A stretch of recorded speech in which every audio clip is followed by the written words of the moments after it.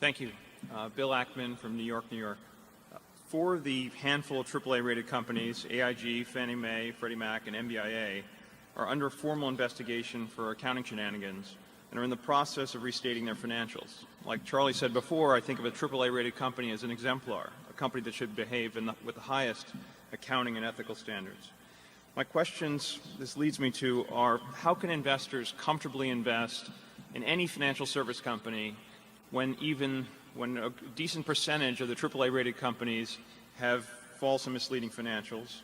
And I guess the follow-up question is, why don't the rating agencies do some independent due diligence from an accounting standpoint so that they can help serve as a watch on this issue? Well, financial companies are more difficult to analyze than many companies. I mean, it is more.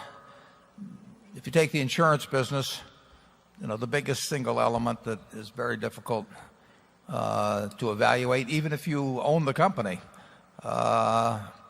is the loss and loss adjustment expense reserve, and that has a huge impact on reported earnings of any given period. And the shorter the period, the more the impact can be from just small changes in assumptions. We carry, we'll say, $45 billion of loss reserves, but if I had to bet my life on whether $45 billion turned out to be a little over, a little under, I mean, it'd be I'd think a long time. And you could just as easily have a figure of $45.5 billion or $44.5 billion. And if you were concerned about reporting given earnings in a given period, that would be an easy game to play. In a bank, it basically is whether the loans are any good. And I've been on the boards of banks, and that's, I've gotten surprises. It's tough to tell. It's financial companies. If you're analyzing something like WD-40, or See's Candy, or our brick business, or whatever, they may have good or bad prospects, but you're not likely to be fooling yourself much about what's going on currently. But with financial institutions, it's much tougher. Then you throw in derivatives on top of it.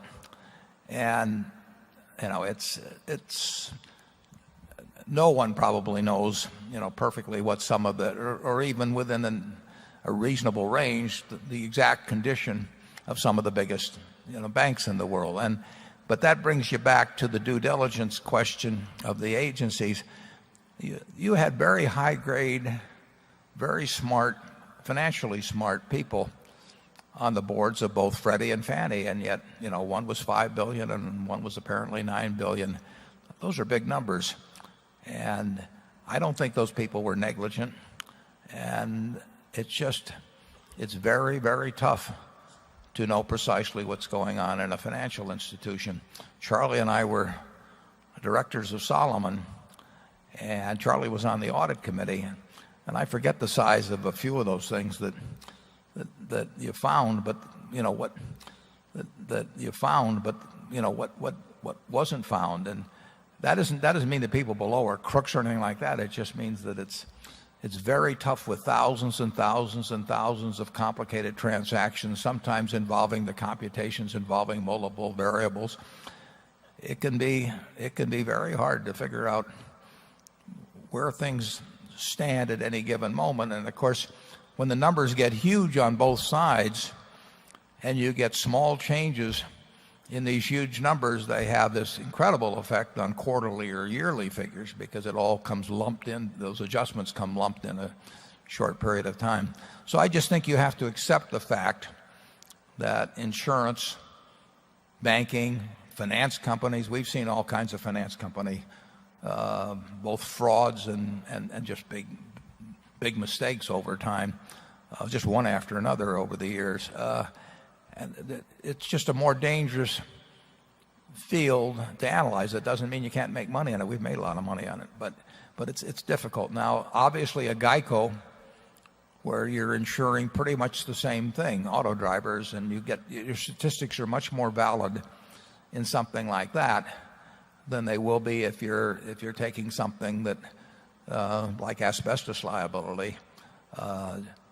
You're subject to far greater errors in estimation. Doesn't mean that people aren't operating in good faith, But, I would just take the asbestos estimates of the 20 largest insurance companies. I will bet you they're way off, but I don't know in which direction. And that's sort of the nature of financial companies. I wouldn't fault the rating agencies in terms of not being able to dig into the financials and find things that all of the companies that you've talked about have had big name auditors, and our auditors at Berkshire, how many hours did they spend last year? I don't know what it would be, probably 70,000 hours. And I'm sure at other, if you take major banks, they're spending more than that. But, can they be certain of the numbers? I doubt it. Charlie? Yeah.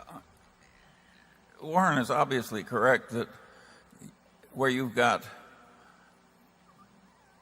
complexity, which by its very nature provides better opportunities to be mistaken and not have it come to notice, or to be fraudulent and have it not be found out, you're going to get more fraud and mistakes than you are if you're selling a business where you shovel sand out of the river and sell it by the truckload. And just as a business that sells natural gas is going to have more explosions than a business that sells sand, a business like these major financial institutions, by its nature, is going to have way more problems. And that will always be true. And it's true when the financial institutions are owned by governments. In fact, some of the worst financial reporting in the world is done by governments. And governments, institutions like government banks in China, etc. So if you don't like the lack of perfect accounting in financial institutions, you're in the wrong world.